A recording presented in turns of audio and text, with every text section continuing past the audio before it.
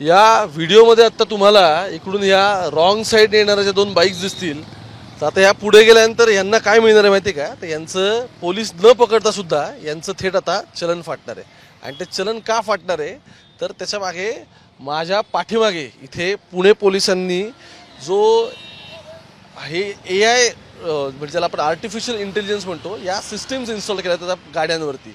या सिस्टीम्स इतक्या इंटरेस्टिंगली काम करणार आहेत की ह्युमन पोलिसिंग येणाऱ्या काळामध्ये आणखी रिड्यूस होणार आहे. आणि सगळ्यात महत्त्वाचं काय तर बॉस, तुम्ही कुठूनही जा, तो रस्ता, तिथले नियम, तो वन वे आहे की नाही, तो कोणत्या साईडने आहे, तुम्ही अगदी याच्या रेडियसमध्ये आला तर तिथे तुम्ही सीट बेल्ट लावला आहे की नाही, या सगळ्या गोष्टी तो ट्रॅक करतो.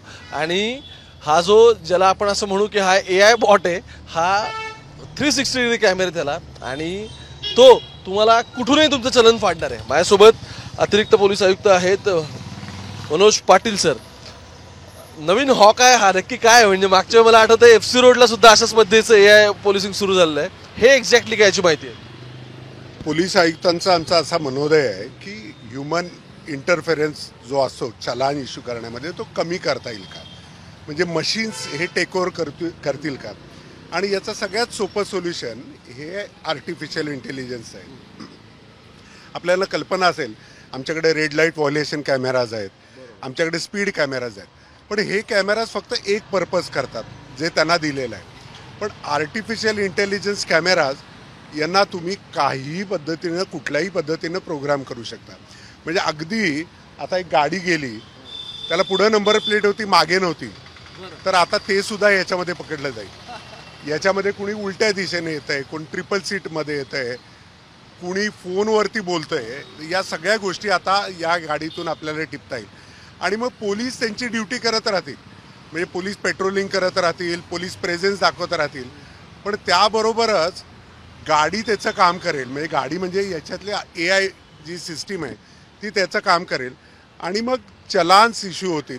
हे चलान त्या क्षणाला खरं तर लगेचच त्यांच्या मोबाईलवरती येतील जे व्हायोलेटर्स असतील. सध्या आम्ही फक्त एक स्टेपमध्ये ठेवले की सध्या आम्ही हे आमच्या कंट्रोल रूमला पाठवतोय आणि तिथून मग चलान जनरेट होतील, म्हणजे काही तासांमध्ये ते जनरेट होतील. परंतु ही सिस्टीम अशी एनेबल्ड आहे की त्या क्षणाला तुम्ही इथून पुढं 50 मीटर पण नाही गेला पण तुमच्या मोबाईलवरती तुमचं चलान येऊ शकेल. Very interesting.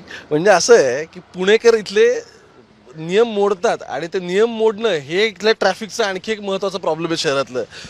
पुणेकर म्हणून आपण ट्रॅफिकला वैतागलेलो जरी असलो तरी सुद्धा रॉंग साईडने येणं, चुकीच्या ठिकाणी गाड्या पार्क करणं, हा सुद्धा त्या ट्रॅफिक तिथं जमण्याचा किंवा तिथे गाड्या सगळ्या एकामागोमाग रांग लागण्याचा एक महत्त्वाचा मुद्दा होता.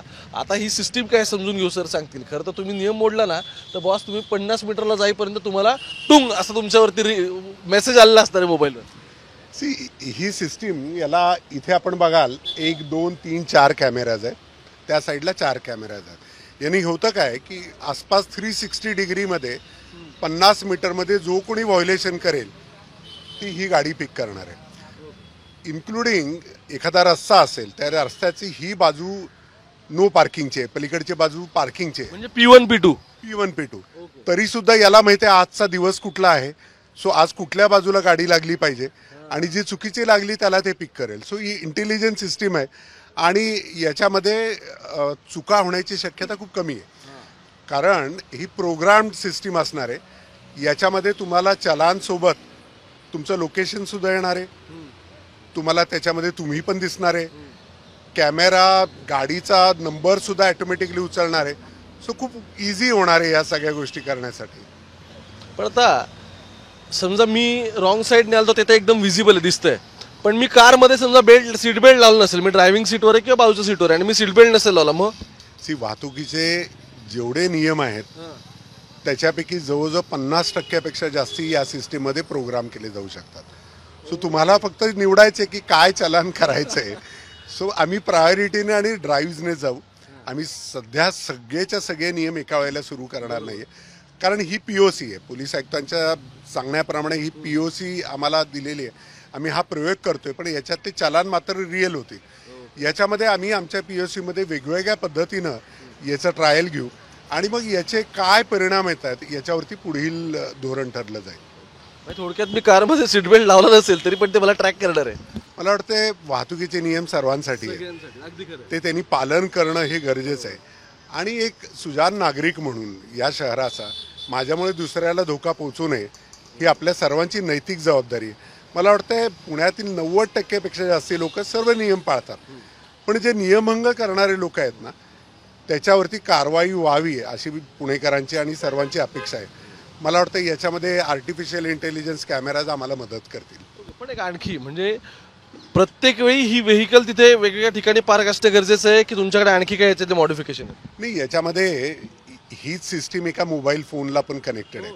सो एक ट्रायपॉडवरती जर मी एखाद्या ठिकाणी उलट्या दिशेने लोक जास्ती येत आहेत असं जर मला कळालं तर फक्त तो मला ट्रायपॉड तिथे लावायचा आहे, त्याच्यावरती माझा मोबाईल फिट करायचा आहे आणि मग तो मोबाईल कनेक्टेड असेल माझ्या सर्व्हरशी. सो हे कुठेही करता येईल. हे खूप खूप असं पोर्टेबल अशा पद्धतीचं सोल्युशन आहे. मला वाटतं याचे प्रयोग खूप इंटरेस्टिंग राहतील आणि याच्यामुळं निश्चितच पोलिसांना AIचं एक बळ मिळेल. Thank you so much. मी मुद्दामून आज आलो की पुणे पोलिसांनी ट्रॅफिकसाठी नक्की काय चाललंय काय नाही. मला आठवतं की सर जेव्हा तेव्हा DCP होते पुण्यात त्यावेळी तो JM रोड आणि FC रोड हे दोन्ही वन वे करायचा निर्णय झाला होता आणि त्यानंतर आता पुणे पोलीस ट्रॅफिकवरती काम करत आहेत आणि त्यातलंच हे खूप इंटरेस्टिंग आहे की AI सिस्टीम अशा पद्धतीने कॅमेऱ्यामध्ये इन्स्टॉल झालेली आहे की तुम्ही या गाडीच्या 50 मीटरच्या क्षेत्रात कुठेही असाल तर it will track you down आणि honestly it will hunt you down, कारण तुमचं चलन तुमच्यापर्यंत पोहोचणार आहे. त्यामुळे नियम तोडत असाल तर एकदा नाही बॉस 10 वेळा विचार करा आणि मुंबई तक पाहत राहा. कॅमेरा पर्सन गोपाळ सोबत आता इथेच थांबतो. ओमकार वाबळे, थेट पुण्यावरून.